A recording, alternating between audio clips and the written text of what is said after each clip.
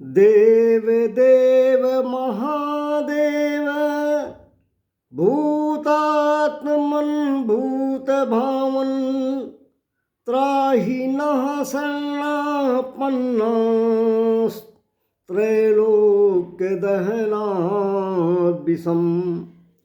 भक्तों, श्री भागवत जी की कथा में वामन प्रसंग में आगे चलते हैं। दैत्य गुरु शुक्राचार्य जी ने अनेक प्रकार से नीतियों का बखान करके राजा बलि को दान न करने के लिए कहा। यह बताया कि यह वामन के रूप में साक्षात छलिया विष्णु तुम्हारे समक्ष उपस्थित है। किंतु राजा बलि ने कहा कि गुरुजी, आपने ही बताया है कि असत्य बोलना पाप है, और धरती मैया का यह कहना है कि मुझे उतने भारी पहाड़ नहीं लगते जितना भारी झूठा बोलने वाला व्यक्ति लगता है। इसलिए मैं वचन दे चुका हूँ, अपने वचन से कैसे मुकर सकता हूँ। तब गुरु शुक्राचार्य जी ने अचिराद भ्रष्टते श्रियः, तुम श्री विहीन हो जाओगे बहुत दिन तक के लिए, पदरहित हो जाओगे, ऐसा श्राप देकर चले गए। वामन भगवान बोले, लड़ो भिड़ो नहीं, आपस में बहस न करो, नाराज मत हो न हो, अगर दान न देना हो तो हम जाएं। बलि बोले, महाराज आप संकल्प पढ़िए। प्रभु बोले, हाथ में जल लो।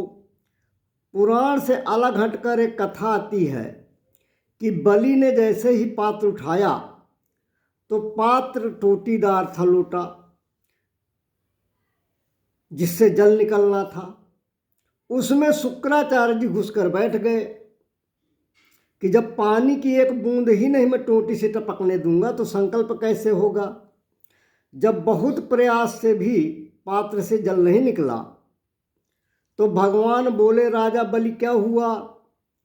बलि बोले, भगवान बहुत प्रयास कर रहा हूँ, जल ही नहीं निकल रहा। भगवान बोले, हम समझ गए, पात्र हमें दे दो, पुराना पात्र है, बहुत दिन से प्रयोग नहीं हुआ, इसमें जंग लग गई होगी छेद में। ऐसा कहकर भगवान ने एक पैनी कुसा छिद्र में फेंक कर मारी। जैसे ही छिद्र में कुसा फेंक कर मारी, शुक्राचार्य जी की एक आंख गोविंदाय नमो नमः हो गई, अर्थात एक आंख फूट गई। अब भगवान ने शुक्राचार्य जी की एक आंख क्यों फोड़ी, इसका क्या कारण है? तो इसका कारण सुनो। गो ज्ञान विराग नयन उर्गारी। भगवान कहना चाह रहे हैं शुक्राचार्य जी से कि शुक्राचार्य, तुम्हारी एक आंख अर्थात ज्ञान दृष्टि तो बहुत अच्छी है, क्योंकि मैंने अपने आप को बहुत छुपाने का प्रयास किया, पर वामन रूप धरकर भी तुमसे छिपे नहीं रह सके। तो ज्ञान की दृष्टि तुम्हारी बहुत पारखी है, पर वैराग्य की आंख में मोह रूपी, ममता रूपी, अहंकार रूपी मोतियाबिंद हो गया है। इसलिए शल्य क्रिया अर्थात ऑपरेशन की आवश्यकता है। तो वैराग्य रूपी जो दूसरी आंख कमजोर थी, उसे मानो भगवान ने ठीक कर दिया।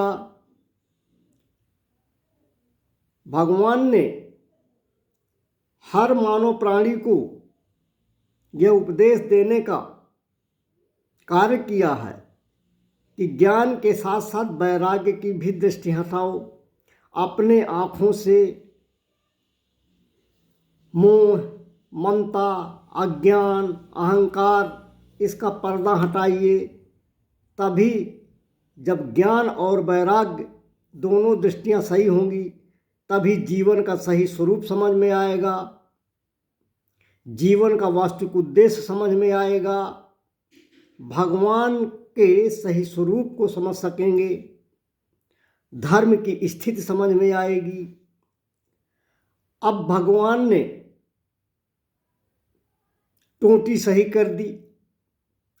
जैसे ही राजा बलि के हाथ में जल आया, भगवान ने संकल्प पढ़ा ओम विष्णुर्विष्णुर्विष्णुरब्दे तस्य ब्राह्मणो दितुई प्रादे श्री श्वेत बाराय कल्पे वैवस्व मंत्रे।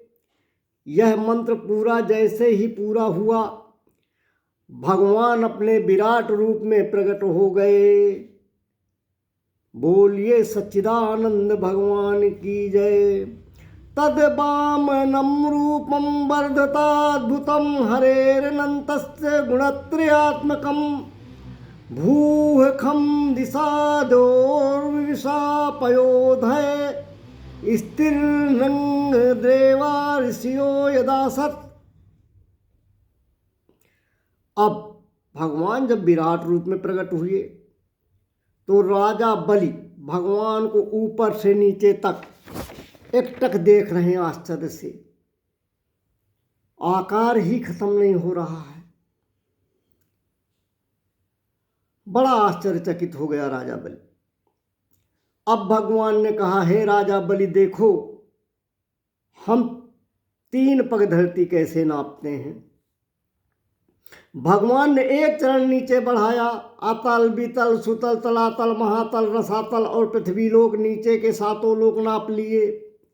दूसरा चरण ऊपर बढ़ाया तो भू भुआ स्वः महा जनः तपा और सत्यलोक ऊपर के 7 लोक नाप लिए। फिर सत्यलोक को पार करके ब्रह्मांड कटाह में छेद कर दिया तो ब्रह्मांड फूट गया और ब्रह्मांड से जल की धारा निकल पड़ी, जो भगवान के चरण कमलों को धोती हुई जल धारा नीचे की ओर बढ़ गई। तो ब्रह्मा जी ने अपने कमंडल में उसको भर लिया। वही जलधारा ब्रह्मा जी के कमंडल से नीचे आई तो ध्रुव मंडल से सप्तर्षि मंडल, सप्तर्षि मंडल से चंद्रमंडल होती हुई स्वर्ग आ गई। वहाँ उस जल के 4 विभाग हो गए। इनके नाम हुए सीता, अलकनंदा, चक्षु और भद्रा। इसमें जो अलकनंदा नाम की धारा है वही गंधमादन पर्वत पर आई, जो भागीरथ जी की तपस्या से प्रकट हुई और गोमुख से होते हुए गंगोत्री, ऋषिकेश, हरिद्वार होती हुई सीधे गंगा सागर में विलीन हो गई। यही विष्णुपदी, मोक्षदायिनी, पतित पावनी, परम पावन माँ गंगा हैं। बोलिए गंगा मैया की जय। परीक्षित जी सुखदेव जी से कहते हैं, सुखदेव जी परीक्षित जी से बोले कि हे परीक्षित, उस समय जामवंत जी वो युवा थे, जवान थे। उन्होंने दुंदुभी बजाकर आनंद मग्न होकर भगवान वामन के विराट रूप के 7 परिक्रमाएं कर लीं। बलि बांधत प्रभु बाढ़ऊ सो तनु बरनि न जाई, उभय घरी महदीनी 7 प्रदक्षिण धाई। अब भगवान बलि से कहते हैं कि हे बलि, तुम्हारा संकल्प था कि तुम 3 चरण दान दोगे हमें भूमि का। मैंने अभी 2 ही चरण नापे हैं, तीसरा चरण कहाँ रखूं। अब बलि निरुत्तर हो गए तो भगवान बोले कि राजा बलि जल्दी बताओ। जब राजा बलि को नहीं बोल आया तो गरुड़ जी को प्रकट कर दिया। भगवान ने आदेश दिया कि जल्दी राजा बलि को बंदी बनाओ। गरुड़ ने वरुण पास से राजा बलि को बांध दिया। अब भगवान बोले, राजा बलि या तो वचन पूरा करो या तो नरक में गिरने की तैयारी करो। बलि को जब भगवान ने बांधा तो राजा बलि की दैत्य सेना भगवान को मारने के लिए दौड़ी।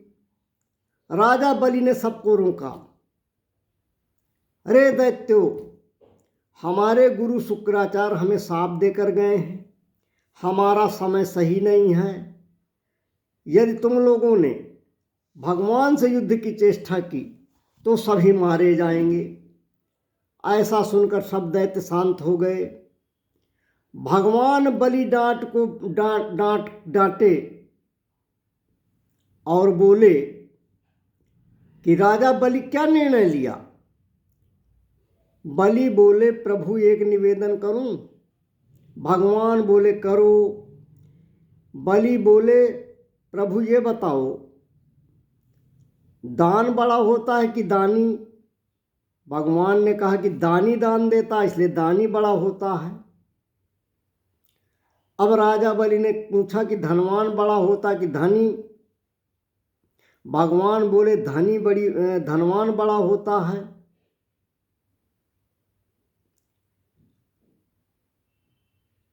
क्योंकि